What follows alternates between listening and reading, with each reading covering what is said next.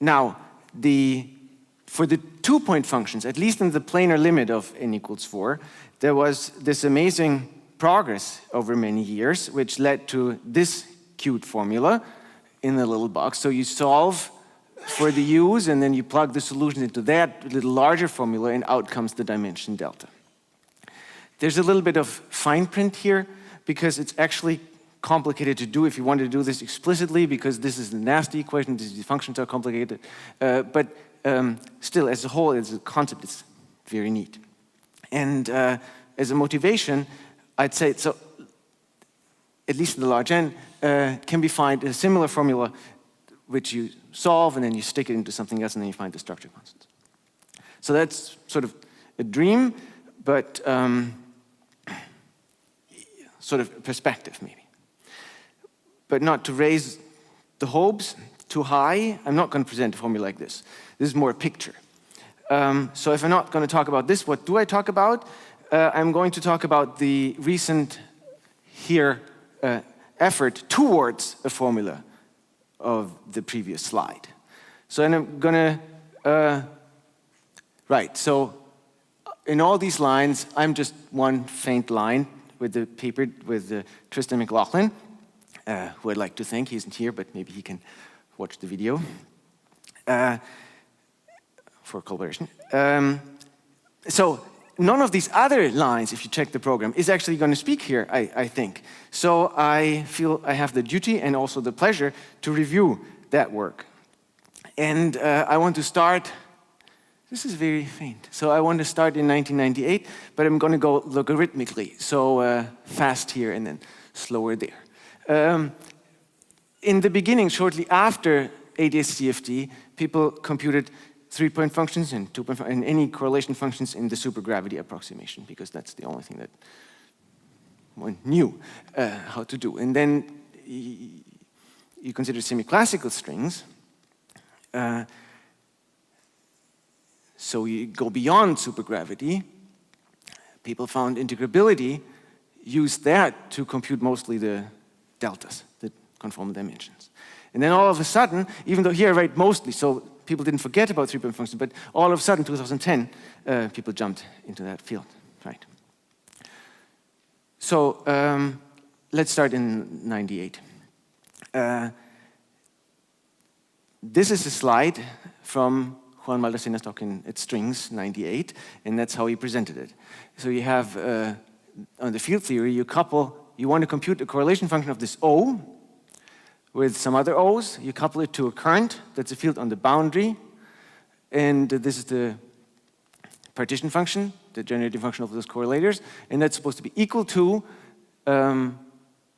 some e to the supergravity action, where you plug in fields that live everywhere inside, but have the boundary value given by this current. I want to put a few more formulas to this picture, as far as I need them for the talk. So I'm going to use Poincaré coordinates. This is the boundary. The shading means there's a lot of distance here at the boundary, and then because of this warp vector, 1 over z squared. A bulk field lives everywhere there. There's a relation between the conformal dimension of the operator and its mass. But anyway, there's some equation. You impose a certain behavior at the boundary. To solve the equations of motion, you compute the Green's function.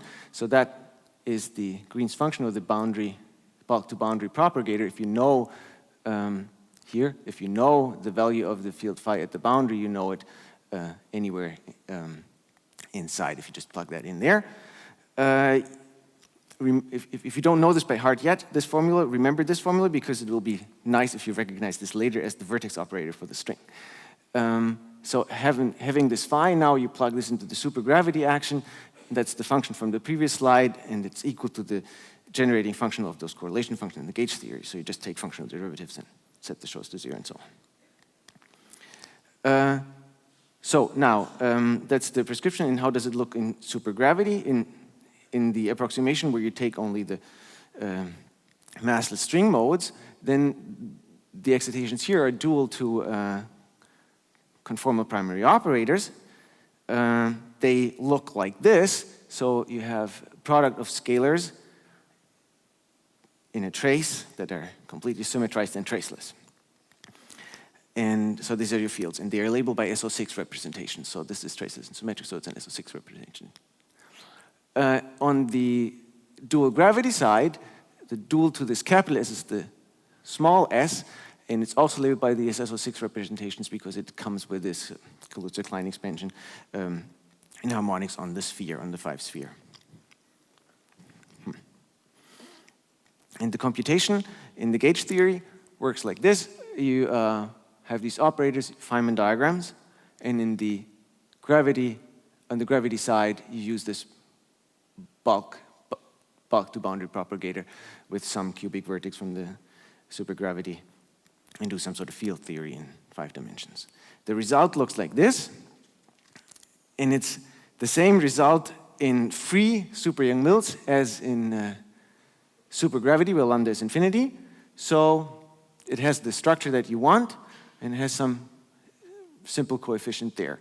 And since it's the same at these two extremes, people say, oh, it's probably the same for all lambda, and then they figure out non-real normalization theorem. So it is the answer for all lambda. Now we want to go beyond this, right? Real string states. Then you take other operators rather than those symmetrized and traceless combinations. And the first thing, the simplest you can think of is that one. It's just the trace. So if you move the trace, it wouldn't be there anymore. And that is, you think of as a very quantum string. I didn't know how to draw it, so I drew it like you would draw an electron in a hydrogen atom. So this is like a Konishi cloud in AdS5 cross S5. And people have actually computed, even though it's hard, the dimension coming from the weak or coming from the strong side. So this is a little bit against the point of my slide. I was going to say that it's hard, but people were actually very good in solve it anyway. So say that's hard. What's easy? The operators where the charges are large. So then other examples are these two, BMN strings or operators and GKP strings.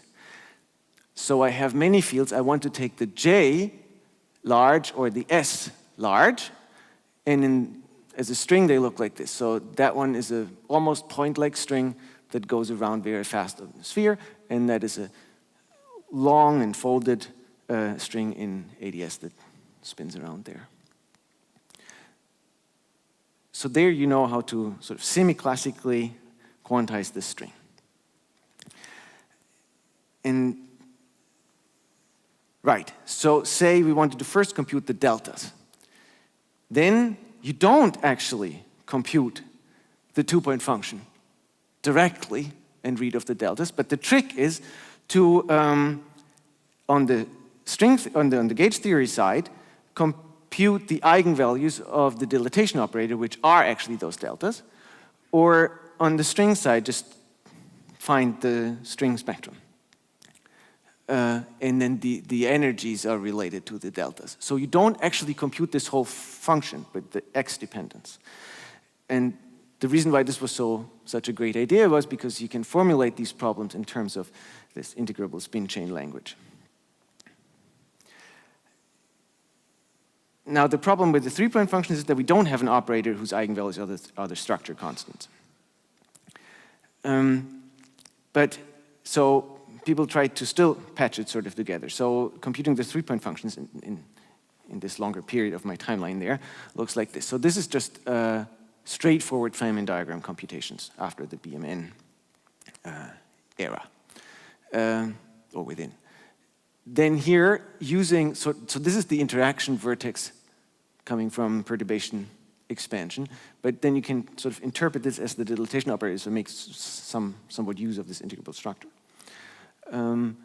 People still collect data, and there are two references, about recent references, where they compute, for example, the three-point function of two chiral primaries and one unprotected one, and they see that the structure constant is related to the anomalous dimension of the unprotected one.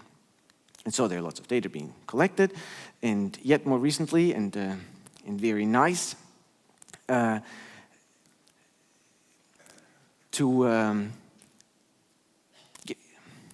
to deal with is combinatorics. So even if you look at the free theory, when you have many fields in your trace, that's the semiclassical limit, then the combinatorics is really complicated. And so one way to deal with it is to label your operators in a smart way, and that's taken from this integrability, where you label your operators by the beta roots. So this formula works like this. You give this group the names of the states in terms of the beta roots, and then they plug it into a formula, and then they give you the structure constants. And they can even do this when these operators are very, very long, 2 of them. Probably they can also do 3 long, but that's what will be important for the comparison then with the string theory later. So now string theory. How do you get the 3-point functions from the string theory? And the first thing I want to say is that the string amplitude is not the same as the correlation function, even though they look very similar. Like, they all look like a punctured sphere, where this is like a sphere where these places where you have the punctures are stretched, and here they are put to the boundary. So it actually looks the same, but it's not quite the same. So I want to say why. First, this side. So people have just looked at the time evolution of strings in the target space, and then when it happened that 2 points of the string in the target space met, then they changed boundary conditions, and they say now they changed neighbors, and now this is closed here, and then it continues. So they've studied those kind of splittings of various strings. Now to the other side, you go by tunneling or Wick rotation. What does that mean?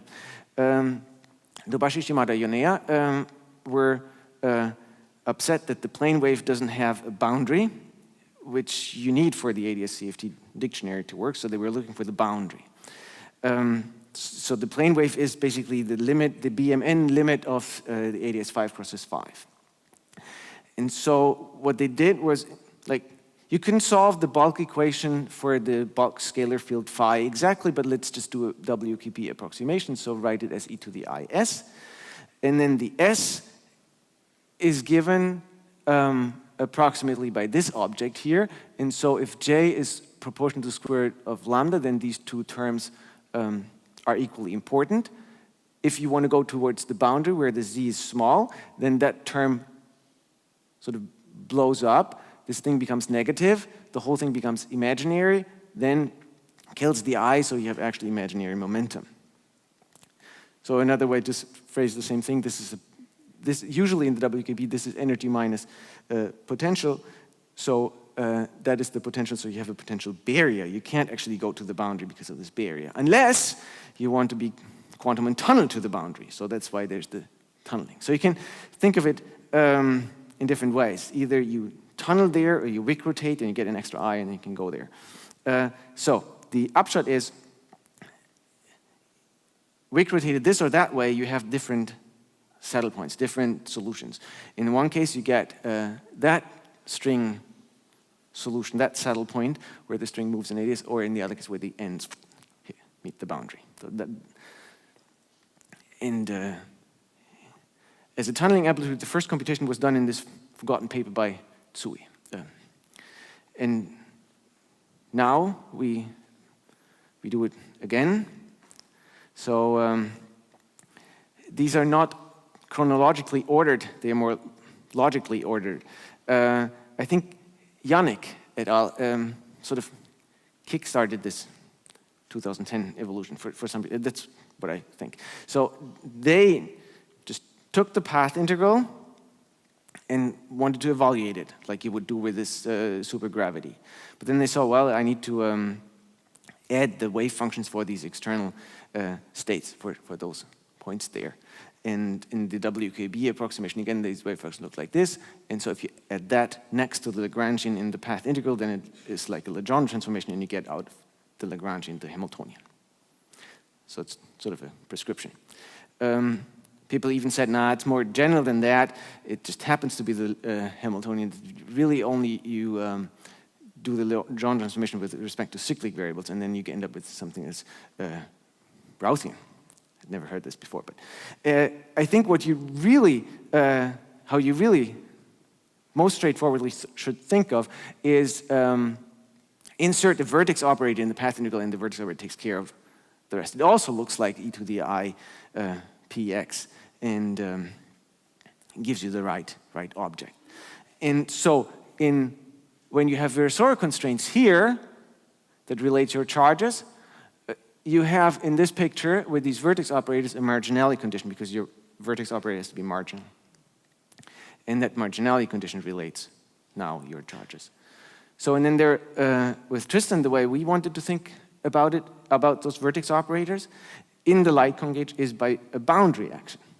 So that's what I'm going to speak about in a second. These vertex operators, as I just said, they can be any marginal deformation of the sigma model. They typically look like e to the I charge times the coordinate, maybe some polynomial of the coordinates there as well. In flat space, you have an example. So e to the I kx, that's a tachyon, and this is some excitation of the string. For ADS, then, you just by doing a simple coordinate transformation from a structure like this, you change coordinates to Poincaré coordinates, and then that's the formula that you were supposed to recognize. This looks like the bulk to boundary propagator, so that's really just the vertex operator that also brings the string from the boundary to the bulk. And then in some embedding coordinates, people like to write it this. And here I want to flash some examples. So they all come with this factor and then with other stuff describing what these operators are. For example, the BMN operator is dual to this one. And this is the Lagrangian with some z to the j fields. It's dual to the dilaton. And now I want to compute the path integral with insertions of those vertex operators, specifically 3 of them for the 3-point functions. But if all 3 are semi-classical strings, then I actually can find the saddle point. Just people haven't found it. So there was the idea, let's take 2 semi-classical and the other one supergravity. So then the picture looks like this, a fat one with some supergravity, or you can take a BMN which is point-like but still has large charges. For this, you need some hybrid formulation between string theory and supergravity. And that would go roughly like this. You have to integrate over the string coordinates, the path integral, and the supergravity fields. And so you have the 2 actions, and there's a coupling. So the supergravity fields couple to the string like this, for example. And this is the S that we've already seen, and that's the dual to the Lagrangian. And so I think this idea to look at 2 semi-classical in one light was actually Constantino Rambo and at the same time Costa Montero Santos Ocos. And yeah, well, that's right. So if there's a topic, then it's either discussed by Zeitlin or it's discussed by someone else in Zeitlin. So they have made this thing a little bit more formal. With like many. So what did they do? Kostya had a folded spinning string and combined it with one of those protected scalars, that picture. But also in some intermediate regime. So that's not quite semi-classical, but it's also not quite supergravity. So that would look something like this.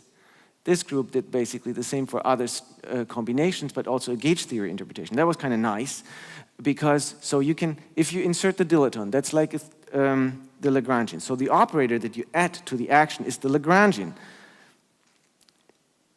and certainly the marginal deformation. And so in this deformed theory, you can compute the 2-point function, which is equal to the 3-point function in the undeformed theory, where we have inserted those 2 of the 2-point function plus that operator that creates the marginal deformation. Now, if the operator that creates this marginal deformation is the Lagrangian itself, then yeah, you add the 2 together and you just change the coupling. So you can get the the structure constant for the 3-point functions from the dimension of these other 2, by just taking the derivative with respect to coupling. Nice.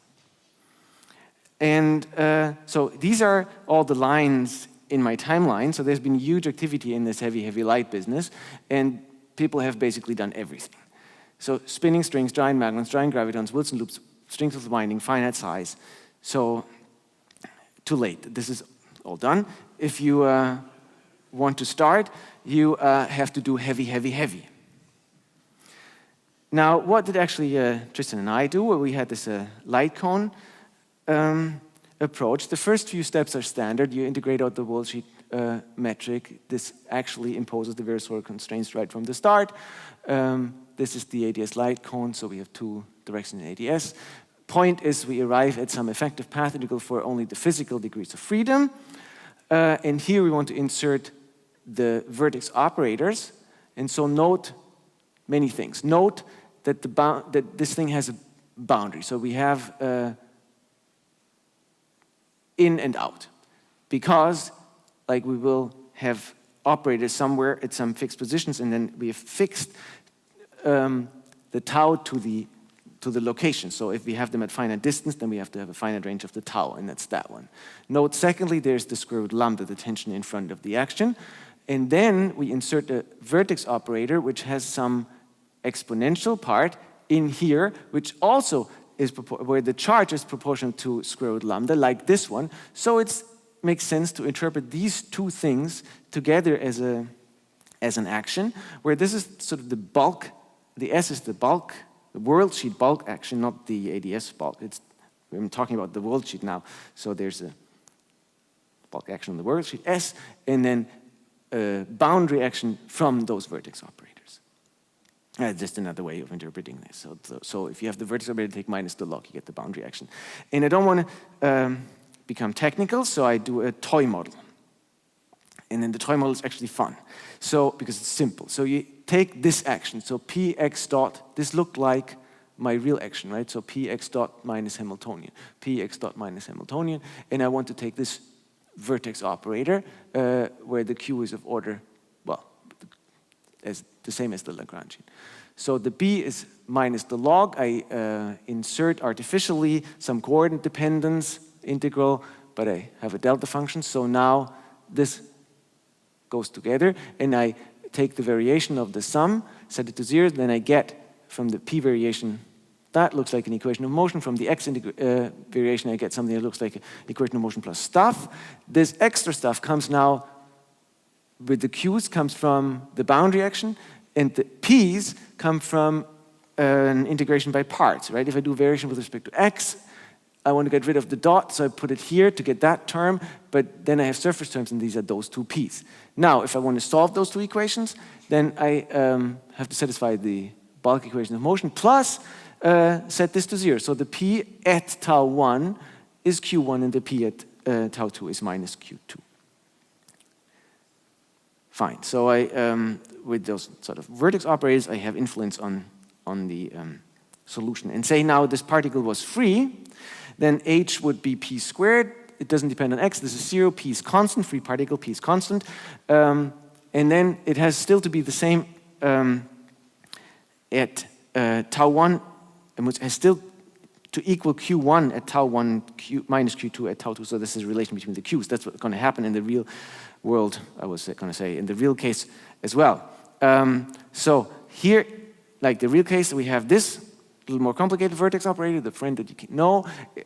It depends on the insertion point in the ADS. The A here depends on the sphere as well, which I write in this nice notation where you put the Z, the radial ADS, together with the sphere part into a 6 vector.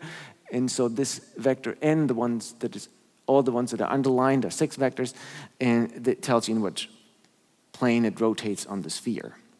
So I want to insert 2 of those in ADS at this point and that point, and I do this in the x0 direction, separated by this bit. So this is at A and that's at B. And then I find the saddle point, bam, and it's a half semicircle. In formulas looks like that, and it relates the charges. So this one has charge Q1 and J, delta 1 and J1, that's the Q1 from the toy model. And They have to be the same for this to be a solution, and they have also to be related to those on the other side, just like we had this. Now we have the solution and plug it into the action and boundary action, so you get 3 contributions. The action is actually 0 in this solution. The boundary action that comes from the first vertex operator looks like this. You're supposed to evaluate it at the boundary, so where x0 is a. Then, depending on the sign here, if that wasn't true, is either 0 or divergent. But this is required, so I just voted to see what would happen if it wasn't. So now this thing is actually gone, that's gone similarly, and the result is just the 2-point function. Fine. Now let's do the 3-point function. We can actually recycle this solution for the 2-point function and patch together a 3-point function. So this is now the world sheet. Sigma here, tau upwards, red maps to red, blue, green, that's green, green to green, and blue to blue. These are my parameters. Well, and you see these are the semicircles, but I just stopped there at something that's called the intersection point. And if you plug the solution into the action, then you find again that because this is just the same solution, that the bulk action vanishes, in the boundary action you get something that looks like this. In the case where the ends are all the same, so everything goes in one plane, you have an extra term, and that tells you where's the intersection on the sphere. If they all go in the same plane, then you can ask where you can basically choose that point. If they don't go in the same plane, then the intersection point will be there where they meet, right? If you go parallel, then you can choose it. If you just go like this, then it will be there where you meet the other one. So that's why it looks a little bit different. Now I have to minimize, so find the minimum for, like this, I'm still looking for the saddle point, so minimize with respect to z int, x int, and phi int. That one comes linear, so it'll really be a Lagrange multiplier for this constraint. So delta 1 has to be equal to delta 2 plus delta 3. That's why it's called extremal. That's the extremality. And here you have this. So in any case, you have to solve this. You have to find the stationary point of that functional there. And Dubashi and Yoner said, well, they solved this in some related context. But they looked at the same problem. They said, well, it's easy to convince yourself that for generic configurations of the 3 boundary points, there's no solution to these equations, so bad news. And Yannick et al. Wrote a little later, well, now we have to find the saddle point with respect to x and z, and this is very difficult, if not impossible to do explicitly. And then Joe said, well, I found it anyway. And it's kind of complicated to remember that formula, but he didn't only show it us, he also told us the trick how to compute it, and it just looks like this. So note that the a's, the ones with the arrow, are the coordinates of those insertion points, and the similar looking alphas are the combinations of those deltas. Right, doesn't matter. The picture looks like this. So you arrive at the intersection point, all nicely in one plane, as you would have sort of guessed, only natural, and the angle depends on the relative charges. So that you can take some limits. For example, the extremal case, right? Then one of these alphas will be 0. If one of these alphas, say alpha 1 is 0, then that term and that term drops, and the intersection point sits at A1, that's there, and you see that the z is 0, so that intersection point actually moves down there, and then you get an arc between those points and another arc between that point. That looks extremal, right? So you have actually two 2-point functions. If, on the other hand, say set 2 equal to each other, say these were your heavy ones, 2 equal, and then the last one you let this thing go to 0, then it happens that you get one semicircle and the other one attaches at a right angle to those without pulling at them. So that represents the fact that this one is a light one. So you can take limits. If you plugged this into the boundary action now, you would find this formula, and that's the answer then for the 3-point function. And that was, okay, so yeah, it was the point to compute this structure constant, but it wasn't really to get these numbers because they were actually known and more general. These are just the BMN operator, so they are chiral ones, so that's been computed here, and if you take the limit of this one, you get a. So the point was the method, right? We want to learn how to go beyond the supergravity, right? So you want to do string quantum fluctuations, and for that, this light cone gauge was kind of nice. So that was the point, right? Now we can do, so what else means what else did we do in the paper? Quantum fluctuations, for example. So you excite the BMN string a little bit. And this ADS light cone gauge is particularly useful, as has been seen in other examples. And you just do the fluctuation expansion, plug it in, and you redefine a lot. And then you find this action, and you recognize this as the plane wave action. So you have massive modes, and after all these redefinitions, it's actually infinitely long. No boundary, very nice. And then we also wanted to try whether we can do it for more general things, not just point-like strings. And so we tried with a circular winding string. And then there the problem is we don't actually know the vertex operator, even though the exponential part that determines the saddle point, well, that's almost always the same. And so even though those vertex operators proposed in these two papers look quite differently, they give the same classical answer. And there you find actually contribution from both the bulk and the boundary. So it works a little different, but it works at least. I summarized with a picture. So the idea was to find the structure constants, or rather than the actual numbers. Nobody would be happy about a table with tons of structure constants. We want to find a cute method for computing them. It was easy in the supergravity where everything was light. I'd like to do the quantum string there. At the moment, we're at the level of heavy light, or limits, or slight generalizations. This is supposed to be a Wilson loop, which hits the boundary at all this. So next would probably be heavy. But maybe you don't really want to go into this semi-classical string business, because I don't know how far can you go there. Maybe you want to find something smarter with this algebraic curve or so. Whatever you come up with, every solution of that problem is welcome. Thank you.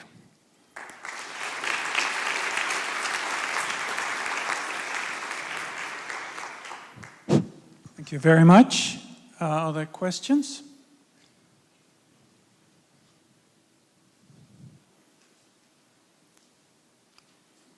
Please.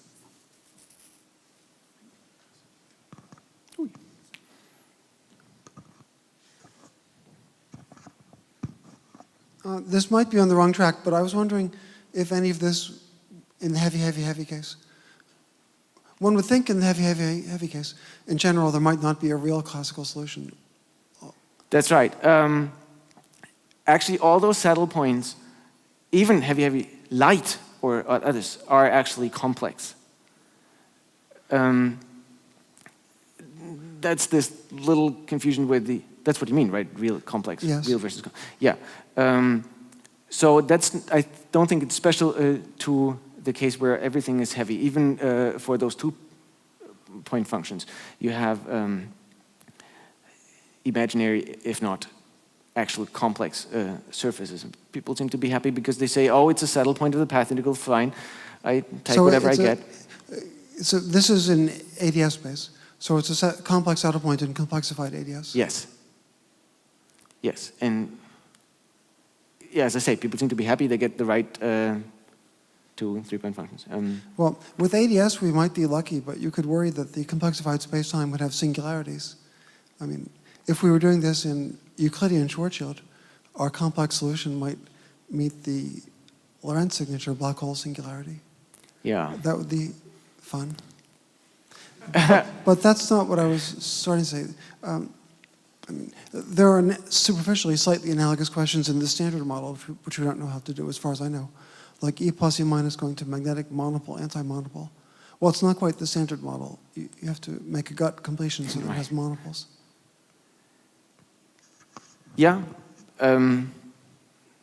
I don't know that, but maybe I should look, or the whole community should look at those things. Yeah, so I mean, I actually like those surfaces a lot because,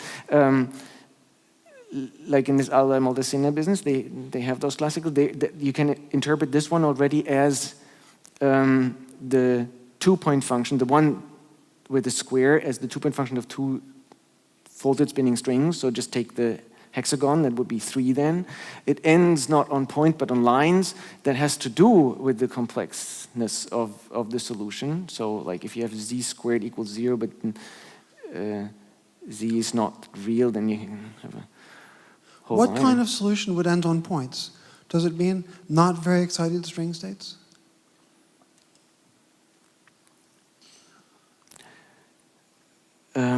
Actually, I don't know. That's a good question. I thought all would, right? So naively, I draw pictures like that, and I'm surprised that the folded spinning string doesn't.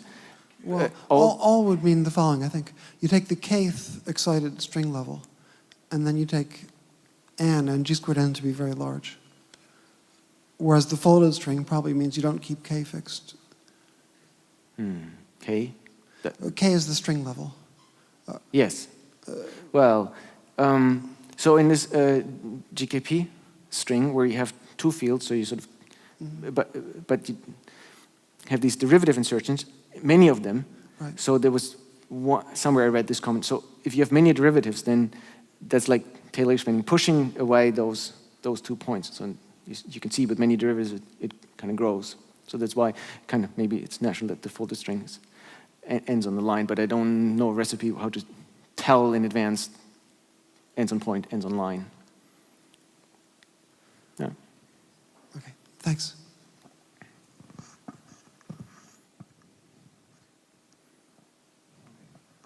Since you mentioned the Wilson loops, will it be interesting for this subject to have a solution that ends in several Wilson loops instead of just points on the boundary? You telling me you have one? Yeah. Yeah, that would be very interesting, I think. Just because it's another nice surface. Here, they had 2 concentric Wilson loops. That's like, it's not really a two-point function because it's not the same. Yeah, and you can even do more. Yeah, that's great. That's what we need. I don't know for the correlation functions, but it's... So here, for example, with those 2, they took the inner one to a point, sort of to approach a local object to vertex operator. So maybe you can take your solution and shrink all 3 of them. Okay, 12 and shrink all. We have, yeah, that would be interesting, very interesting. Okay, I think we have to push on, so we thank Thomas once more. Thanks.